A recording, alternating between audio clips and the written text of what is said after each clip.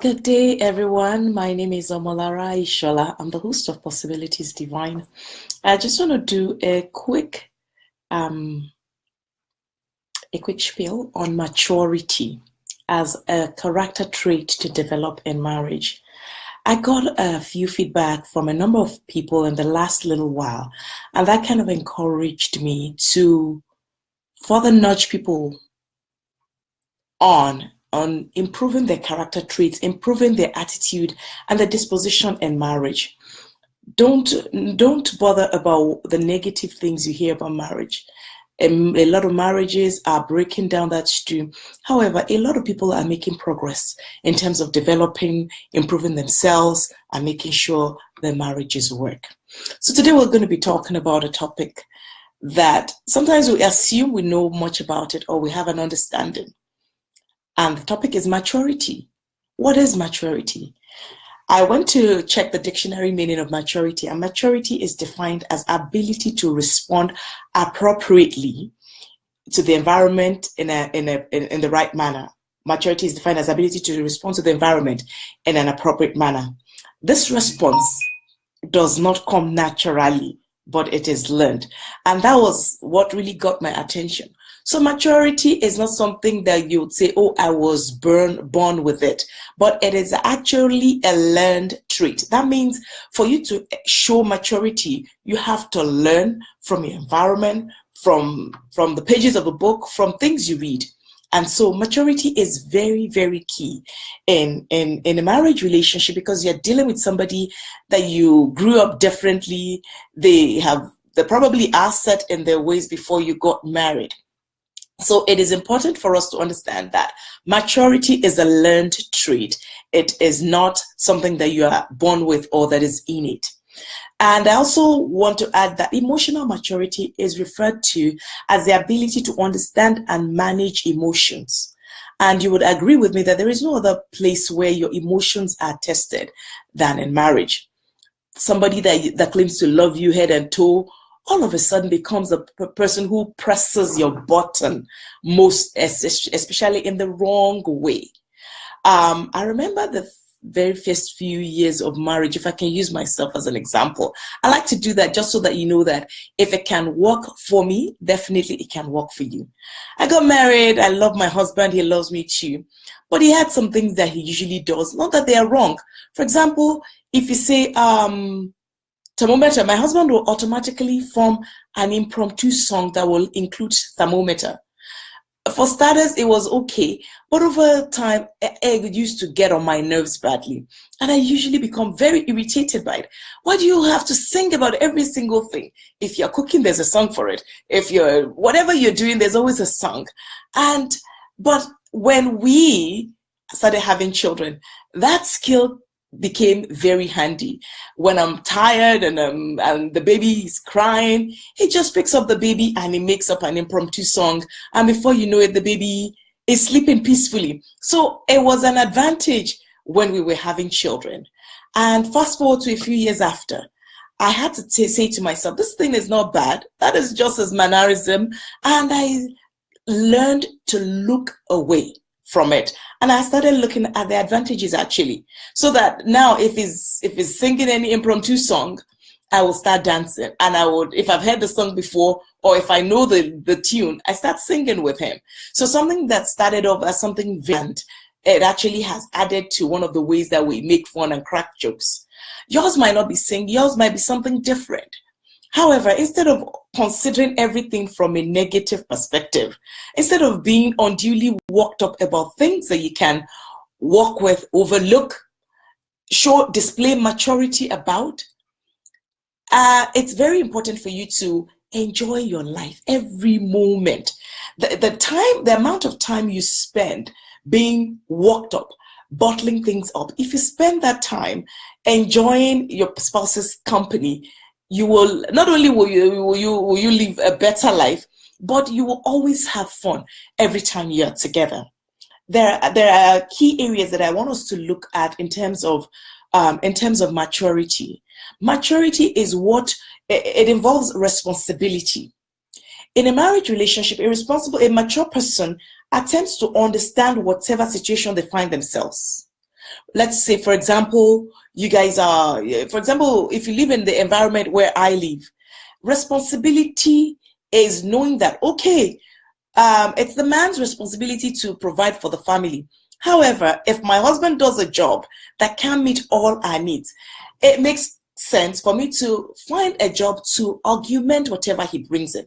So maturity is not to say, after all, my friends who are housewives, they don't work and they live large. Every man's situation is different. Maturity is what will let you consider your own personal situation and say, how can I understand it? How can I make things better? Maturity is one thing that would not allow you to play the blame game. For example, let's say you can't change your car as often as your friend does. Maturity will tell you that as long as I have a functioning car, I should live within my means and make myself happy. So maturity involves responsibility, either as a man or as a woman. You ought to know that, okay, if my wife earns more than I do, responsibility is, what else can I do to make her life easier? Since she's the one who will bring the bigger dough in, I don't need to get her overworked so that I can enjoy her. I can enjoy her company and we can enjoy whatever life we are building together. Maturity will make you understand in what ways can I step in? Even though I might be an African man, I might be a Caucasian man, I might be whatever man, can I assist this woman?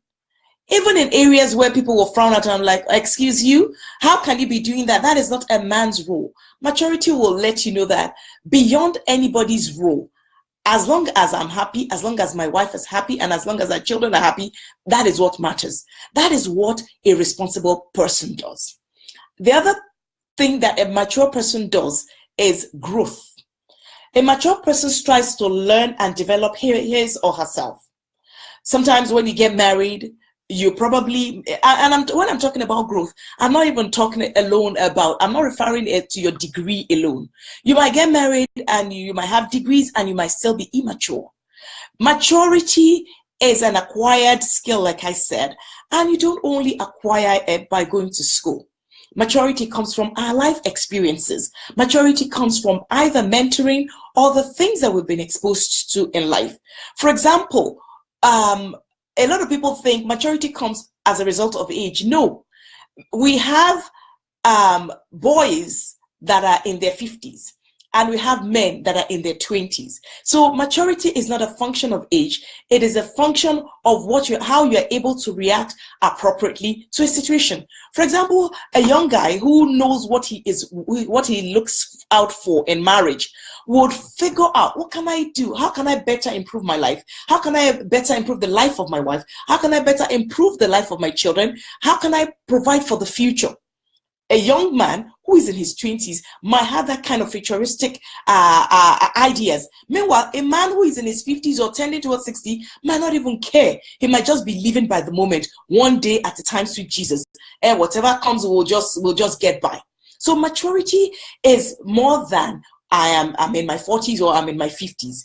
And again, that's why it's usually said that boys and girls shouldn't get married. Marriage is not for boys and girls. Marriage is for men and women because you are expected to be matured before you go into marriage.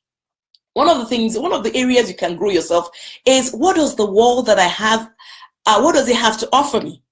For example, a few years ago, there was nothing like internet in the village where I was, in the environment where I found myself. After a while, everybody started talking about internet, technology, and that's why you go on the internet and you find some people who are tech savvy. They are in their 60s, they're in their 70s, and they are abreast of what's going on. For example, if you're in your 30s and you say, I don't even care about technology, I don't want to get involved about technology, and you find out that, number one, you'll become obsolete. So maturity means, this technology thing, it is overwhelming, it is challenging. However, I will keep up because my husband travels a great deal and most of the time he's not home. How can I keep in touch? How can we stay connected? Okay, I have WhatsApp on my phone, I have Facebook, I have FaceTime, and I understand how to do those things. Well, at this junction, I have to say something.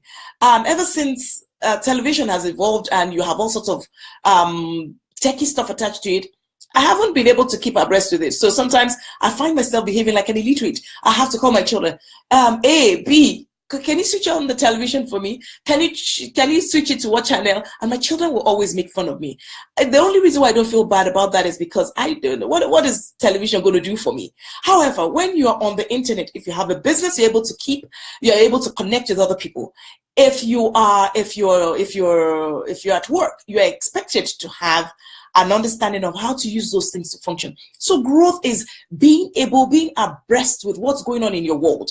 For example, if your husband works in an office and your husband is an executive and you have said to yourself, I'm not going to get on the wagon of technology. I'm just going to be doing pen and paper. You find yourself that you will not be able to. Your husband says, oh, I need a document. Can you scan and email it to me? And you're like, I don't even know how to get about it. You don't have an idea of how to connect a scanner to a printer. Things like that will make your husband wonder, what kind of person is this? And those will always cause friction unnecessarily.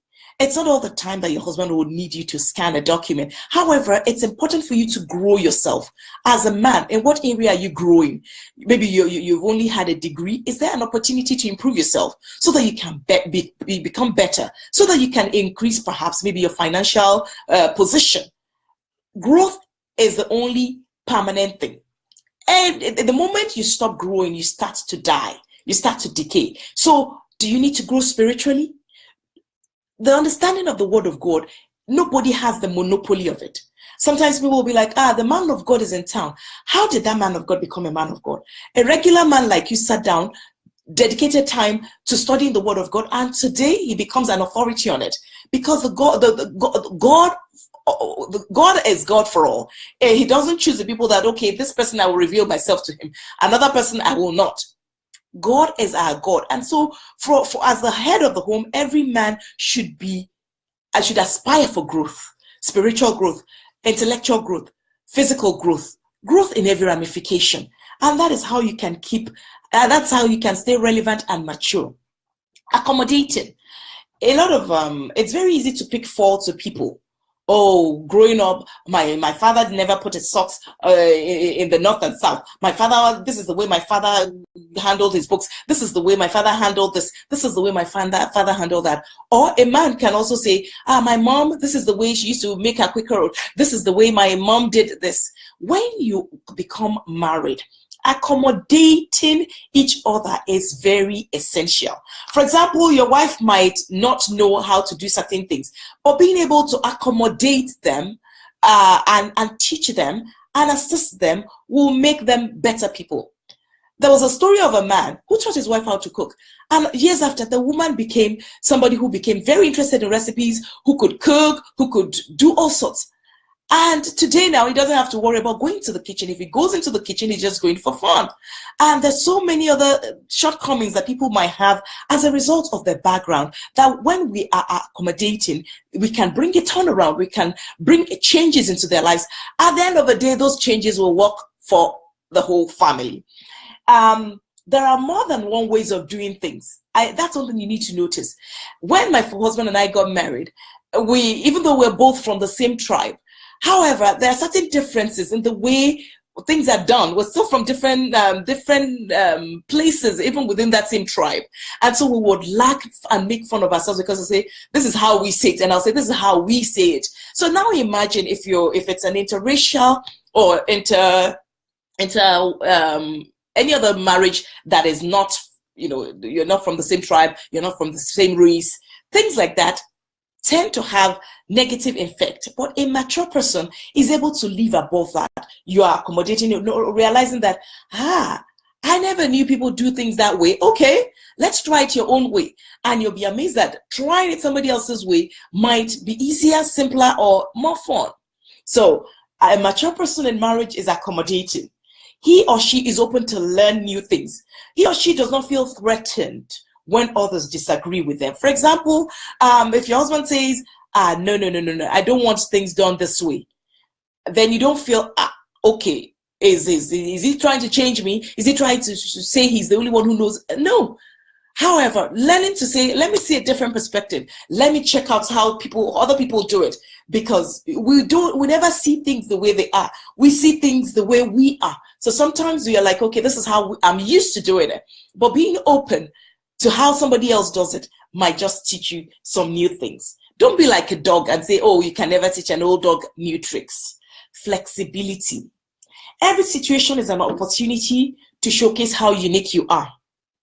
Mature people are quick to adapt to new things or embrace change. For example, maybe you've been wearing the same kind of pajamas since the Queen Elizabeth became the Queen in England. And your husband says, change. Don't say, no, this is the definition of pajamas that I know. It has to be flannel. Be flexible. Be willing to change. Be open to new things. Be adventurous. Mature people are adventurous. They like to see things from another person's perspective. They like to understand, why does it work this way? Okay, show me. Do you know that it is strength when you ask people to show you something? It is not weakness when you say, can you tell me? Can you teach me? Can you enlighten me? Can you tell me more? Those are words that are common to people who are mature. So in marriage, by reason of exposure, by reason of background, your spouse is definitely going to be different from you. But are you flexible to learn from them? Some of us, maybe we've never been used to eating with fork and knife. You've never used any of those things. There was never any really opportunity. There was no opportunity for you to use those things. If your spouse says, can we do it this way? Don't say, no. When you want to eat in my village, your fingers are sufficient. Will you be eating with your fingers when you go for estate dining? You need to rehearse for your future. You need to rehearse for where you're going, and you will be exposed. You meet different people. So be prepared for where you're going. So flexibility is important. A mature individual is willing to go with the ride and adjust for peace sake. Everything does not have to end in an argument. That sometimes you have to learn. And I would admit at this junction that I had to learn a number of things to become mature. For example, growing up, if you're upset with somebody, that might be it. You're upset totally. You don't even want to talk to them. You don't want to hear anything from them. You're just upset until you resolve it and get over that. But as a mature person, you're upset with your spouse. Guests coming. You must be able to function without allowing the guests to know there's a problem somewhere. It's not that your husband should say, and you say no, so that the guests will know that, oh, there's a problem. It's possible for you to just, okay, all right, we will come back to that issue. Not that you're going to sweep it under the carpet, but you don't want the whole world to know what's going on. And that is maturity. By the time they go and everything goes well, you're able to say, you know what, you did this, I didn't like it, and then you sort it out. Mature people don't always fight. And if you've been married for 4, 5, 6, 8, 10, 12 years, you should be able to count on your fingers. You should scarcely be able to count on your fingers the number of times you fight, quarrel, or disagree. Maturity helps you to overlook offenses. Maturity helps you to overlook offenses. And age does not necessarily, I have a question here. Can age determine maturity? Yes, if you're willing to learn, like if you remember what I said is that maturity is learned. So if as you go on, those are some of the things that life teaches us. The things that you will get upset at age 18 are not necessarily the things that you will get upset about at age 32. So age, to some extent, can determine maturity. However, it's not the only determining factor that once I am age 45, I have to be mature. We have a lot of people who have age on their side, but they are not mature. And one of the things that a mature person does is a mature person respect. A mature person respects the other person. For example, I will not take my husband for granted because he's my husband. Many years ago, when we were still younger, I would say, hey, once a man, it doesn't matter how old he is, once he asks a girl out, they become age mates, and that is it. However, a man also should realize that no matter how young a woman is, once she becomes your wife, you still owe her respect. Yesterday, one of the impromptu songs that my husband sings, he was singing the song and he was like, he said, okay, baby, I want to sing for you in your dialect. And he was making it up. And as he was singing, he said, the young girl that I married a few years ago has now become my mother. And, I laughed and laughed. But that is the reality of it. A few years ago, people will be like, my husband is how many years older than I am. Now it doesn't matter how many years he is older than I am, because I have been able to learn so that we function at the same level. So when we're taking decisions, I can take decisions and you'll be like, yeah, baby, that's right. And that everything still ties back to responsibility, growth, accommodating, flexibility, and respect. In my culture, when you respect, there's a particular way you use the singular and plural tense of the word. But that is not what connotes respect. Respect could also be in the way you give a person space, even within marriage. A wife, do you respect your husband enough to allow him to make decisions without second guessing him, without always doubting and asking and querying his authority? I have learned and I have read that of all the things in the world, the best way, the best gift you can give a man within marriage is respect. No wonder the Bible specifies it. The Bible says, wives, respect your husband. Do you have an understanding of what respect means to your husband? If you don't, go and learn it. Because if you're calling him our daddy and so-and-so's daddy, and yet you do not give him the kind of respect he deserves, you will still fall short. His respect to him might just be maybe making sure if he says, I don't like this, just making sure that you don't do those things he doesn't like. Do you respect your wife? Or do you just treat your wife as a glorified housemaid? Do you respect your wife enough to accommodate her views when you're trying to make decisions about the family, about the children, about the home, about investments, about finances, about life generally? Who determines where you live? Who determines a whole lot of other things? Do you respect your wife enough to accommodate her views? So each person, man, woman, we should sit down and understand, what does it mean? What does respect mean to my spouse? A mature person will go the extra length to discover that. And pretty much that's about the things that I wanted to highlight today, the 5 points that I want to talk about maturity. Maturity is not picking fights at every opportunity. My mentor will say, do not honor every invitation to fight. As a woman, it's very easy. In-law issues, your in-laws will come, the same issues that you've been having with your in-laws since 1928. You're still having those issues. When are you going to grow up? Somebody says that they're stepping on my toes. Remove your foot now. If they're stepping on your toes, remove your foot and put them in shoes and fold them under the chair so that nobody will be able to step on them. Maturity means being able to overlook offenses. Your husband committed an error in investments 5 years ago. That man is yet to recover, because every time you're thinking about investment, I don't trust your judgment. Oh, I don't trust your judgment. Remember what happened to the money we invested? How we lost everything. I don't want to come back to ground zero. And the poor man is rattled. You have taken away his confidence because he made a mistake. Maturity will say, darling, you remember the price we paid for that? Let us get informed.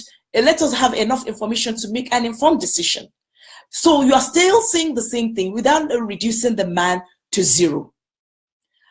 How do you as a mature person talk to your wife? Your wife is talking to a friend on the phone. Yes, you need her right now. You don't shout down on her and say, get off the phone. You're always on the phone. And then whoever she's talking to can hear on the other side. A mature person will say, my dear, you spend way too much time on the phone. And I mean, it's important for you to be able to balance it. I'm not saying don't talk on the phone, but I mean, draw a line. Not that everybody would know that you were the one who brought your wife from your village to whatever city, especially for those of us who are here in diaspora. You're talking to your wife, you make her feel worthless. Why? You sponsored her. The entire village knows you brought her from poverty and all that. And now you are saying, now you have become too big for me. I cannot even talk to you. A mature person, you earn respect.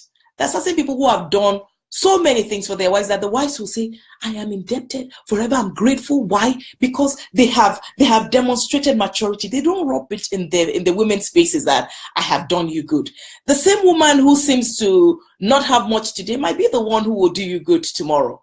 And so Possibilities Divine is about fostering and developing godly relationships, building relationships. If there are things that we know can positively affect or positively help your marriage, those are the things we talk about. If you have any questions, please inbox them. And later tonight, we're going to be having a monthly prayer meeting. Please do join us. It's going to be a live stream as well. It's going to be right here at 8 p.m. Eastern Standard Time. God bless you and have a good day. Remember, with God, all things are possible. Bye now.